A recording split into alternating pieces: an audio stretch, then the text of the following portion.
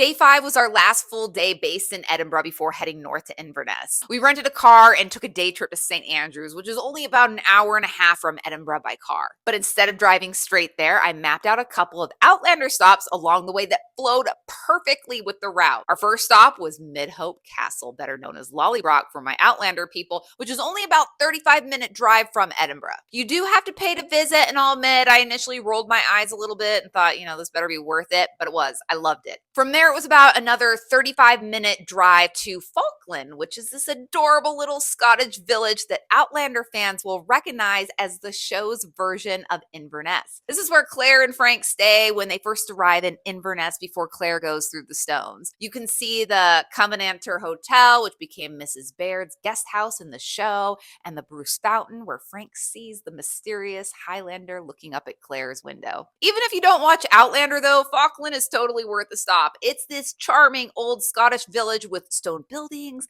little shops, and the Falkland Palace right in the center of it. We continued towards St. Andrews, which was about another 35 minutes away. And the drive itself is gorgeous. Then we arrived in St. Andrews. Obviously, St. Andrews is known as the birthplace of golf, and we're golfers, so seeing the old course was absolutely part of the day. But St. Andrews is so much more than golf. It's home to the University of St. Andrews, founded in the early 1400s and the oldest university in Scotland. Then we explored the ruins of St. Andrews Castle, perched right above the sea, and St. Andrews Cathedral, this enormous medieval cathedral complex that gives you a sense of just how important St. Andrews once was. And we happened to be there during Beltane, the ancient Gaelic festival traditionally marking the beginning of summer. The university students still carry on the Beltane tradition, so it was really cool seeing that these very old customs are still part of life in St. Andrews today. And then somehow Scotland gave me the best gelato I've ever had. We stopped at Jannettas Gelateria, which has been serving gelato in St. Andrews for more than a century. I spent the rest of the afternoon walking the coastline and wandering through town before having dinner at Four Guns, this warm, rustic Scottish restaurant that focuses on fresh Scottish produce.